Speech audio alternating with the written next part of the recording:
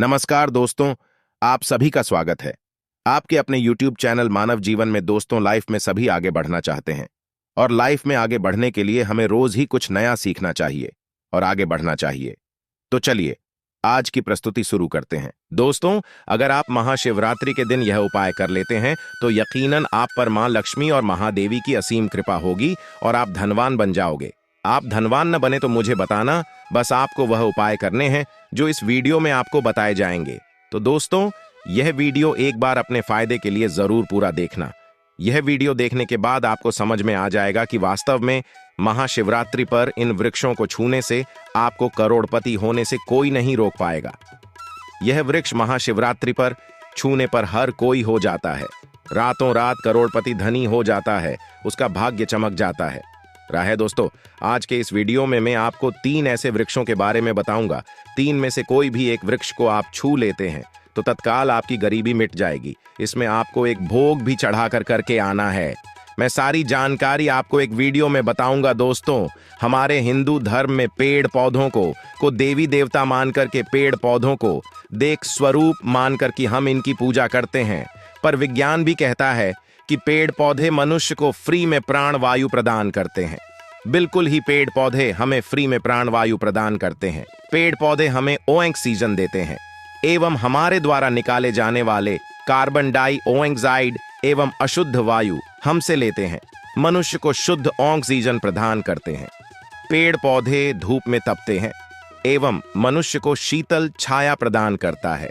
पेड़ पौधे हमें कई प्रकार के फल फूल एवं जलाने के लिए लकड़ी भी प्रदान करते हैं।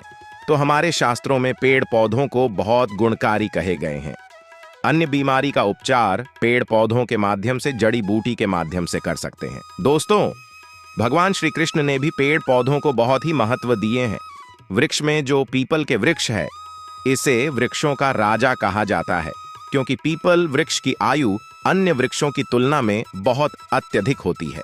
भगवान श्री कृष्ण ने स्वयं गीता में कहा है, मैं वृक्षों में पीपल का वृक्ष हूं, क्योंकि स्वयं पीपल के वृक्ष में भगवान विष्णु एवं माता लक्ष्मी जी निवास करती हैं।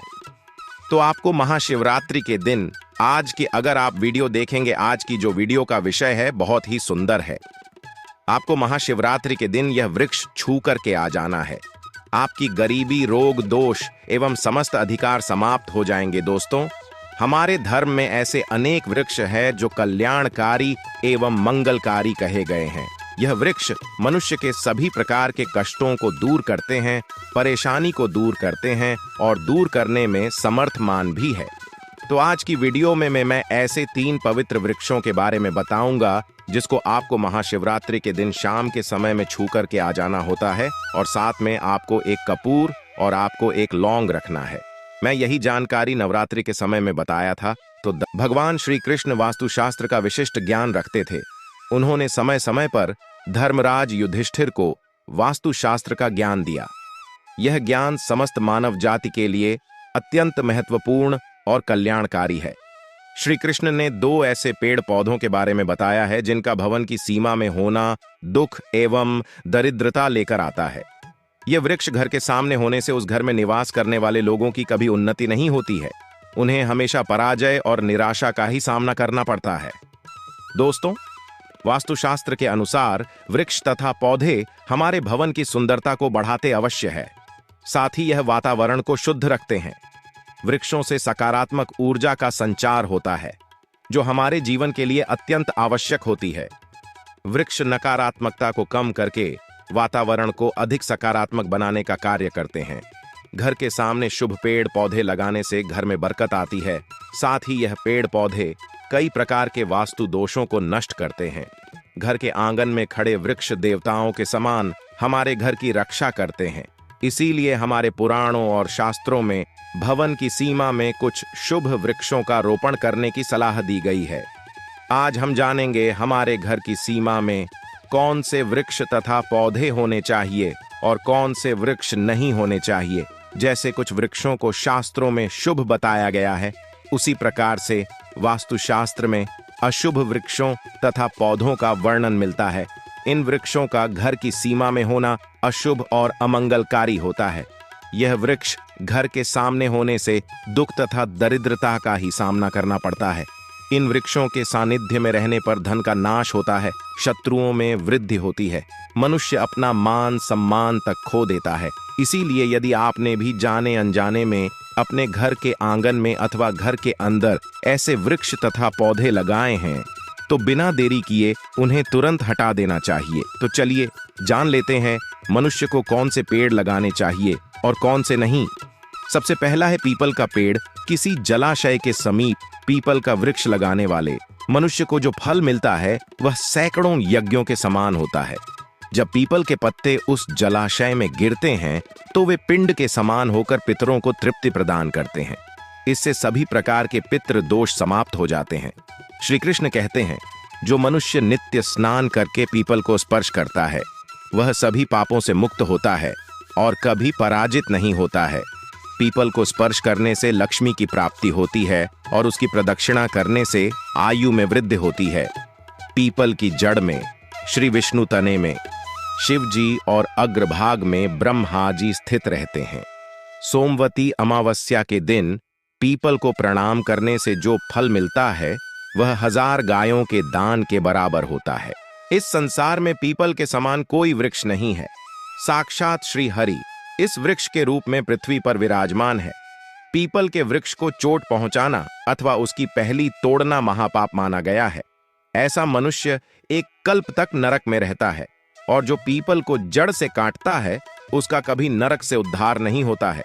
दूसरा है आंवले का वृक्ष। श्री कृष्ण कहते हैं, आंवले का फल समस्त लोकों में प्रसिद्ध और परम पवित्र है। आंवले को लगाने से स्त्री और पुरुष जन्म मृत्यु के बंधन से मुक्त हो जाते हैं। यह पवित्र फल भगवान विष्णु को अत्यंत प्रसन्न करने वाला एवं शुभ माना गया है। इसको खाने से सभी पापों से मुक्ति मिलती है। आंवला खाने से आयु बढ़ती है, उसका जल पीने से रोगों का नाश होता है और आंवले को जल में मिलाकर स्नान करने से दरिद्रता दूर हो जाती है और सभी प्रकार के ऐश्वर्य प्राप्त होते हैं। जिस घर में आंवला सदा मौजूद रहता है उस घर में कभी दैत्य और राक्षस नहीं आते हैं। एकादशी के दिन अगर आंवला मिल जाए तो संसार के सभी तीर्थों से बढ़कर फल प्राप्त होता है। अपने केस में आंवला लगाने वाला फिर से मृत्युलोक पर जन्म नहीं लेता है। जिस घर के सामने आंवले का वृक्ष होता है वहां पर साक्षात लक्ष्मी नारायण निवास करते हैं। तीसरा है अशोक का वृक्ष। दोस्तों, पद्म पुराण के अनुसार अशोक के वृक्ष में अप्सराओं का निवास होता है। यह वृक्ष शोक का नाश करने वाला तथा निराश को समाप्त करने वाला होता है। इस वृक्ष को घर के पास लगाने से घर में सुख शांति बनी रहती है। अशोक का वृक्ष शीतलता और यौवन प्रदान करने वाला होता है। मां लक्ष्मी ने जब देवी सीता के रूप में अवतार लिया था तब रावण द्वारा अपहरण करने के बाद उनका आवास अशोक वाटिका में था। अशोक के वृक्ष ने मां सीता की बहुत सेवा की थी। इसीलिए मां सीता ने अशोक वृक्ष को यह वरदान दिया था कि जिस भी स्थान पर यह वृक्ष होगा वहां पर उनका सदैव ही निवास होगा। चौथा है पाकर का वृक्ष। पद्म पुराण के अनुसार प्रत्येक मनुष्य को पाकर का वृक्ष अवश्य लगाना चाहिए। यह वृक्ष लगाने से जो फल मिलता है वह महान यज्ञ के समान होता है। कलयुग में मनुष्य यज्ञ नहीं कर पाएंगे, इसीलिए उन्हें एक पाकर का वृक्ष अवश्य लगाना चाहिए। पांचवा है नीम का वृक्ष।